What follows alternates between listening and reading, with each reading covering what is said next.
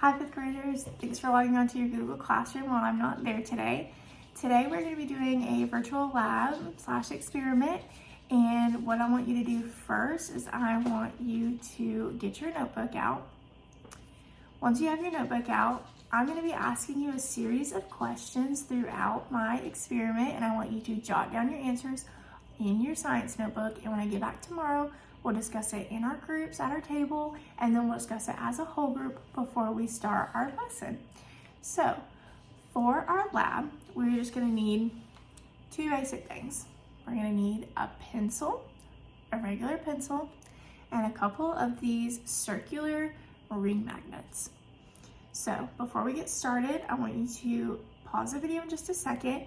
I want you to make a prediction about what is this experiment going to be. Why do I have a pencil? Why do I have a magnet? What's going to happen with these things? So pause the video now and make a prediction.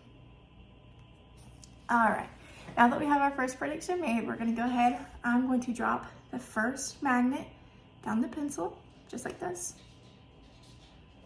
Now, I'm going to drop the second magnet down the pencil, but before I drop the second magnet down the pencil, I want you to make another prediction on what you think is going to happen when I drop this magnet down the pencil.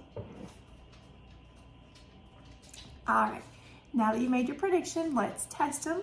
We're going to take the second magnet, drop it right down. As we can see, no matter how hard I push or no matter how hard I drop the magnet, it will not go down to touch the second magnet. So before we move on, take a pause, and I want you to write down why you think that no matter how hard I push or how high or low I drop, the magnets will not touch each other. So pause the video now, write down what you think. All right, welcome back. So now that we've made a prediction about why our magnets won't touch, the next thing I want you to do is watch. We're gonna do it again. Now these magnets did something a little different. If you can see, these magnets actually attracted to each other. So take another pause in this video. I want you to write down why you think these magnets right here will not touch and why these magnets right here attracted towards each other. So take a minute, pause the video. All right. Now that you're back, we made our predictions. Let's go over some things. So I want you to think back to what we've been learning about magnets so far in our unit. We know that magnets have a north pole and a south pole on each magnet.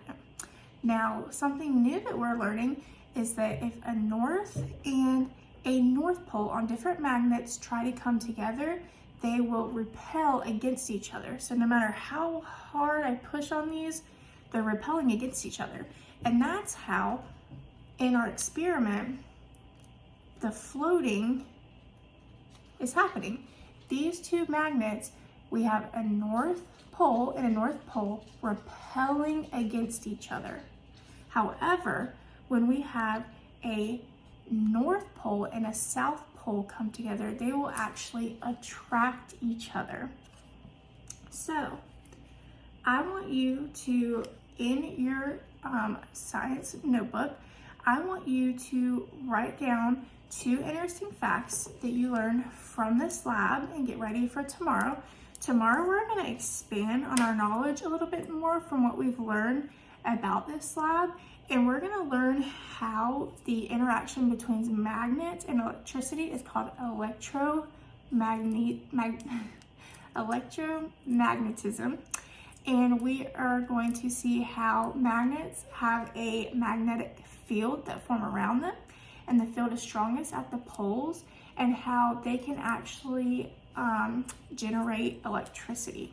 So again, make sure you have all of your notes written down in your notebook. I'll be back tomorrow. We will talk about it and we will move on throughout our unit. So the lab I just showed is a great example of a discrepant event.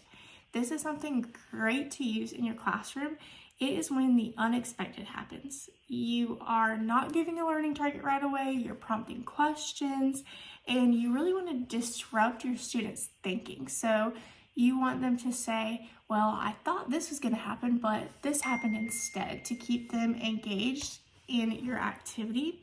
The example of this was when I dropped the second magnet down the pencil.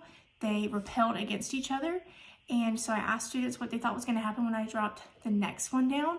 And so they would be thinking that they're going to repel again, but I flipped the poles of the magnet and they actually attracted to each other. So I was disrupting their thinking process. They thought that they had figured out that the magnets were just going to repel against each other, when actually they can either attract or repel. In a real classroom, I probably would have done it a few more times for them, like really let them get to thinking one thing, and then I would have switched it and done something different to really disrupt them. I maybe would have flipped the pencil around a few times, things like that.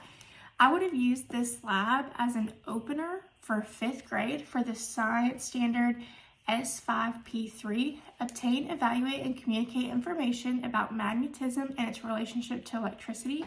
I would have used this as my opener before my lesson of the unit, just as a brief reminder to activate the background knowledge that students have learned already in grades before about magnets, about how they have a north and a south pole. And we would have built on that basic knowledge, talking about how it can make electricity, how that can turn into electricity.